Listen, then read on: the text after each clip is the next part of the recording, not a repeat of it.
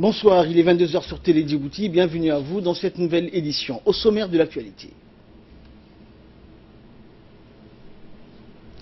Le président de la République a procédé donc ce matin à la pose de la première pierre du projet de construction de 840 appartements situés à Balbala PK13.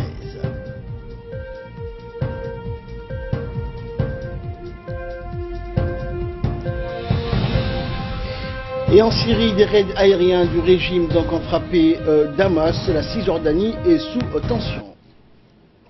Merci à vous de nous rejoindre. Le président de la République, Ismaël Omar Guelleh, a procédé ce mercredi à la pose de la première pierre du projet de construction de 840 appartements dans les barres du meuble sont situés au PK13. Le président de la République donc a indiqué au cours de cette cérémonie de pose de la première pierre que l'année 2018 sera l'année du logement. Asma, bonsoir. Alors, quelles sont, Asma, donc, les spécificités des barres d'immeubles qui seront construits au PK13 et qui comporteront des F3? Alors, 42 immeubles, Ahmad, de 3 étages avec un rez-de-chaussée seront construits pour offrir quelques 840 appartements de 3 pièces ou F3.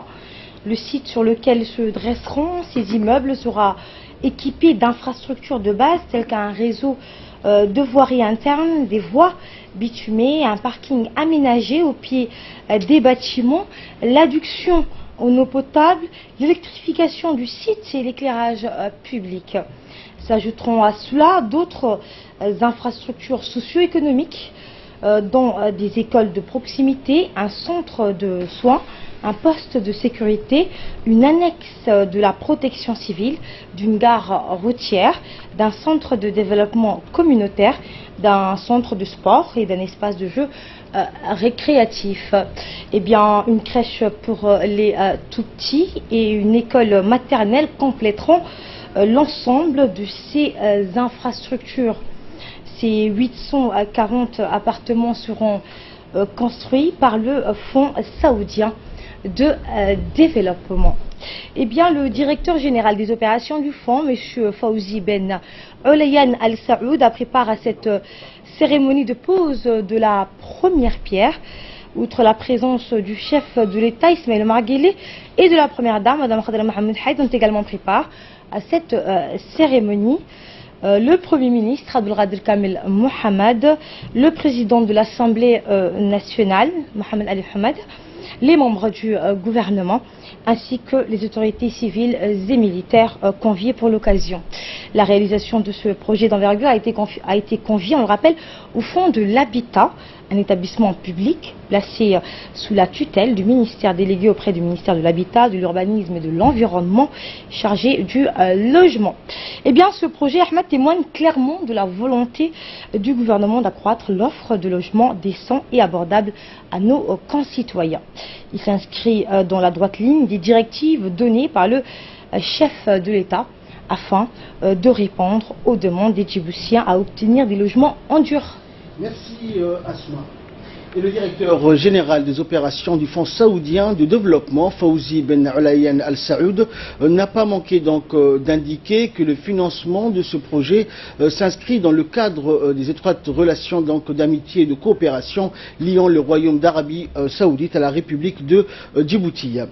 Et pour sa part, le ministre délégué au logement, Mme Amina Abdi Aden, a rappelé que le gouvernement mène des efforts constants pour répondre aux demandes de logement en dur de nos concitoyens. Plusieurs projets ont été lancés dans le projet Zéro Bidonville ou encore la fondation IOG Droit au logement. La ministre avait précisé au cours de la 3e séance du Conseil des ministres de cette année que la demande de logement est supérieure à l'offre. On l'écoute. Que l'année 2018 serait l'année consacrée à la promotion de la politique du logement. Il me fait agréable aujourd'hui d'être à cette cérémonie qui consacre le lancement de la construction de logements sociaux, et c'est une occasion spéciale et une avancée certaine en matière d'offre de logement dédiée aux ménages djiboutiens qui n'ont pas encore eu la possibilité d'être propriétaires fonciers. Pour atteindre de manière durable l'objectif d'un logement décent pour tous les Djiboutiens, le gouvernement a engagé une série d'activités d'envergure et de réformes structurantes. En effet, l'engagement du gouvernement ces dernières années est matérialisé par la construction de cités déjà livrées ou en cours de livraison, comme les 540 appartements qui sont derrière vous, les 206 logements qui ont été réalisés pour la garde républicaine et la gendarmerie, et encore les 224 appartements qui ont été financés dans le cadre du projet PIN et qui sont en cours de construction que vous voyez ici.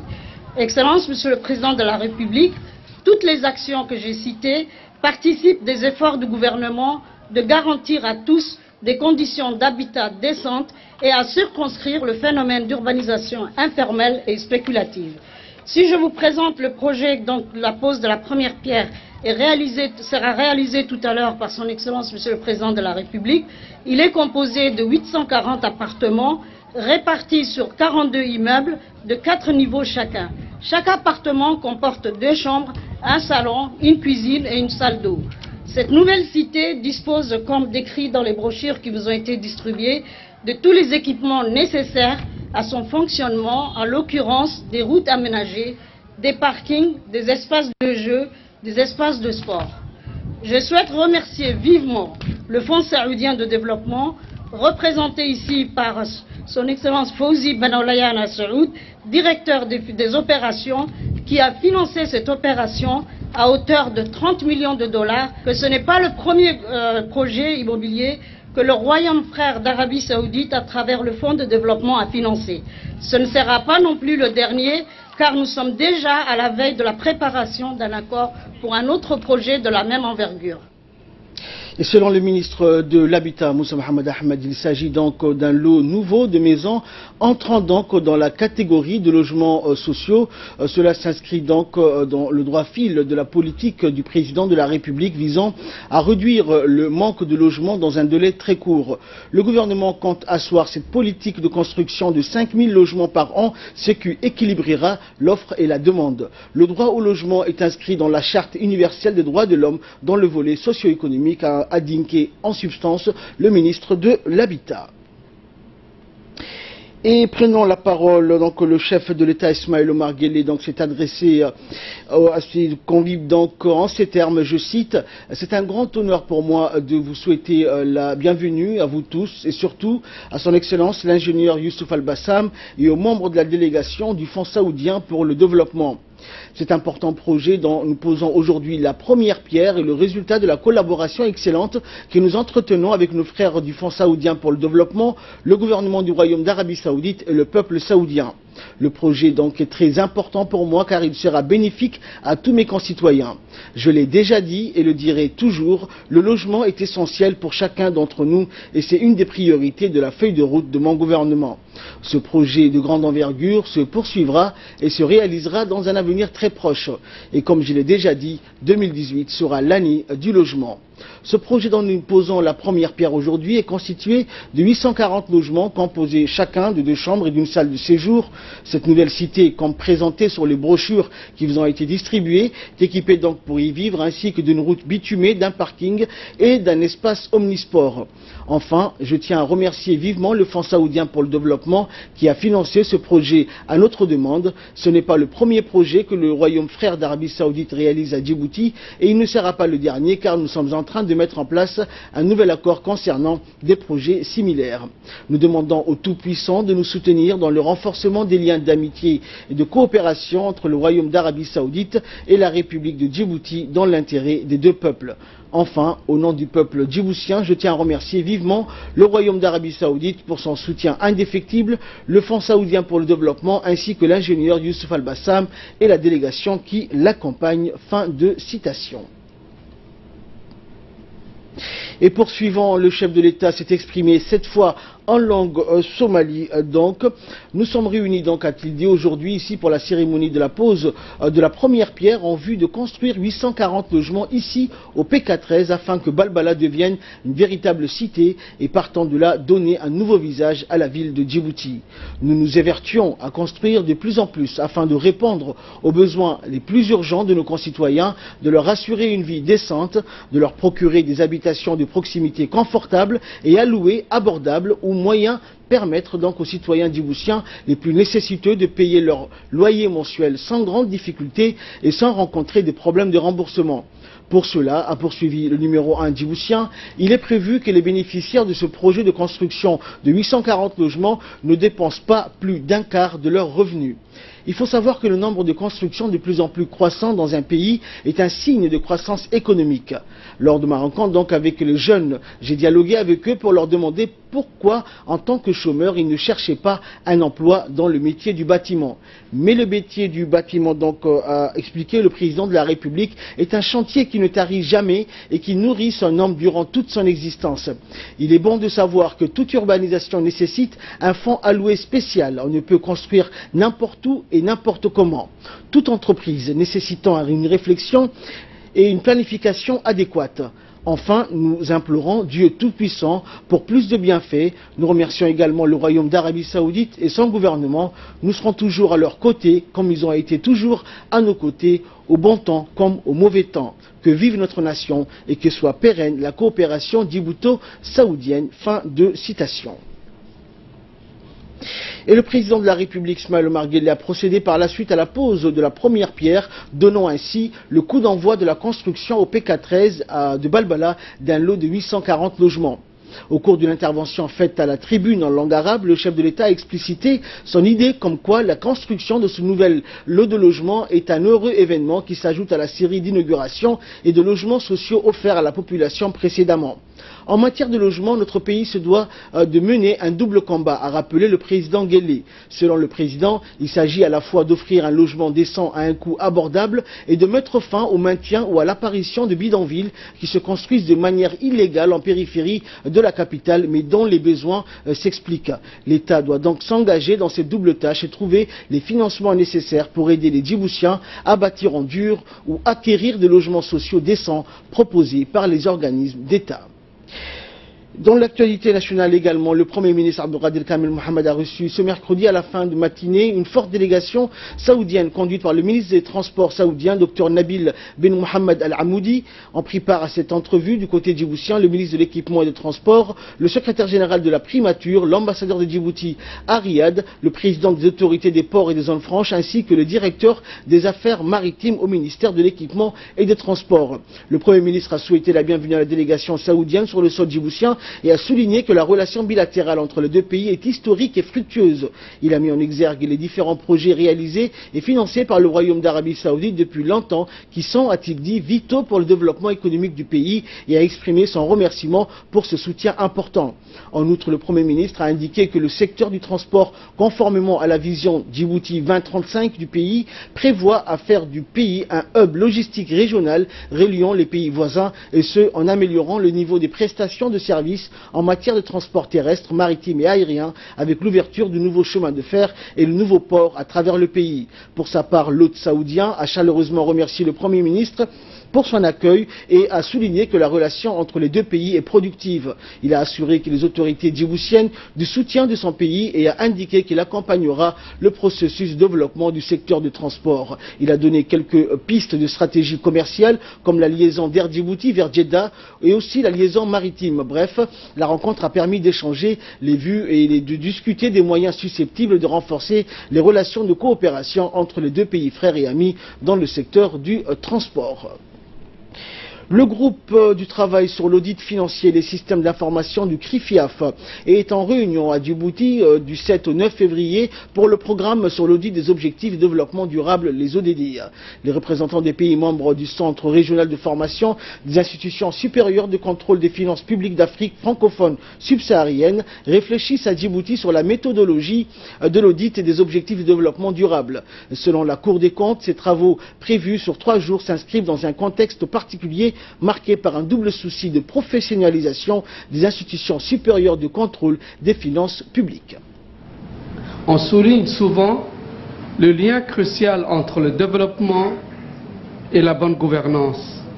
Et les institutions de contrôle des finances publiques sont essentielles pour la promotion de la bonne gouvernance, de la transparence dans la gestion des deniers publics, mais aussi elles jouent un rôle de contrôle et de surveillance dans la mise en œuvre des objectifs de développement durable.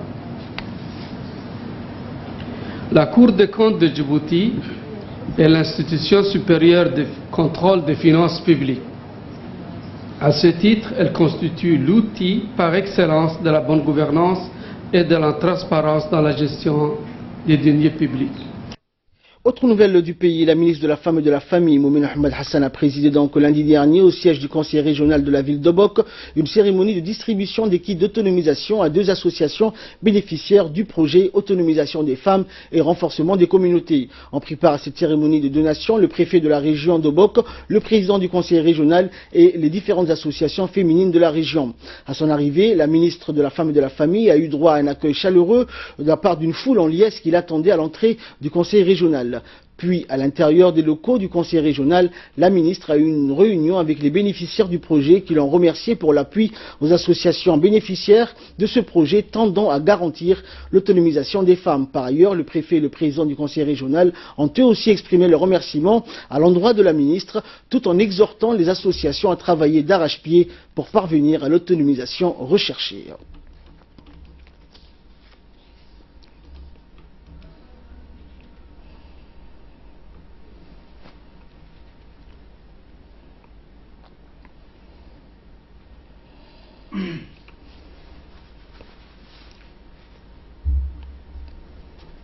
Et dans son intervention, la ministre de la Femme et de la Famille, Moumine Ahmed Hassan, a procédé donc à un petit rappel de la genèse de ce projet réalisé en plusieurs phases, allant de l'identification des associations à la formation, en passant par l'octroi des matériels et la mise en place de la coopérative des femmes d'Obok. La ministre a par ailleurs réaffirmé sa détermination à œuvrer en faveur de l'autonomisation de la femme djiboutienne. Elle ajouta donc que durant l'année 2018, son département s'engage à faire davantage pour l'amélioration des conditions de vie des femmes. Et sous le patronage du ministère donc délégué chargé de la décentralisation, l'atelier d'échange entre les acteurs de la décentralisation et les membres d'un réseau appelé Cités et gouvernements locaux unis d'Afrique s'est clôturé hier au Sheraton Hotel. Les travaux de cet atelier ont été entamés lundi. Cet atelier donc a vu la participation, outre des responsables et cadres du ministère délégué à la décentralisation, des représentants de la mairie, des membres du comité exécutif des régions et des communes, des représentants des ministères techniques et sectoriels concernés. La participation à cet atelier d'une délégation du réseau dit Cités et gouvernements locaux unis d'Afrique, résultat des efforts du ministère à la délégation donc afin de multiplier les contacts entre cette organisation continentale et les collectivités locales nationales.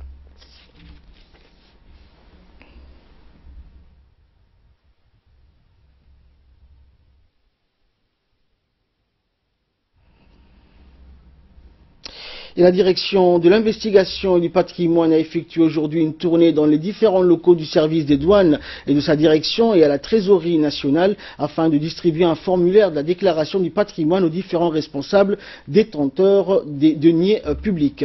Ceux-ci donc s'inscrivent dans le cadre de la lutte contre la corruption afin de promouvoir la bonne gouvernance. La réunion a été présidée par le directeur de l'investigation et du patrimoine, Hamza Abdi Aden, et du directeur général des douanes, Gouled Ahmed Youssouf. La déclaration du patrimoine est une issue donc afin de rendre légal tous les biens en possession par les responsables. Et à la fin de la réunion, le directeur général des douanes, Gouled Ahmed Youssouf, a rendu son formulaire de la déclaration du patrimoine au directeur de l'investigation et du patrimoine. Ensuite, la direction de l'investigation et du patrimoine a effectué une réunion similaire dans la trésorerie nationale afin de distribuer aux responsables de cette institution la déclaration de patrimoine.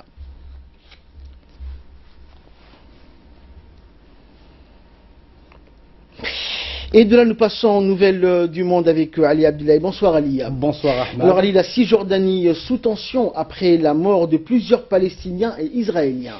Eh bien, depuis que les États-Unis ont reconnu Jérusalem comme capitale d'Israël, Ahmed, au moins 23 Palestiniens et 2 Israéliens ont été tués. Ce matin aussi, mais cette fois à Bethléem, des heurts ont éclaté entre les jeunes Palestiniens et les forces israéliennes. Ces jeunes qui protestaient voulaient exprimer leur colère après la mort de plusieurs Palestiniens tués par Sahel au cours des opérations de recherche dans le cadre des meurtres de deux rabbins, donc hier et le 9 janvier. 17 Palestiniens donc ont été arrêtés mardi soir à Naplouse. Une de ces opérations de recherche de l'armée israélienne avait déjà engendré des heurts avec des jeunes Palestiniens. Il y avait eu plusieurs blessés et morts parmi les protestataires. Depuis que les États-Unis ont reconnu Jérusalem comme capitale d'Israël 6 décembre dernier, les violences ont été ravivées entre Palestiniens, colons et militaires. Outre les deux Israéliens, au moins 23 Palestiniens Ahmad ont été tués. Merci Ali et merci à vous de nous avoir suivis. C'est la fin de ce journal. Restez avec nous donc. Le programme continue sur Télé Djibouti.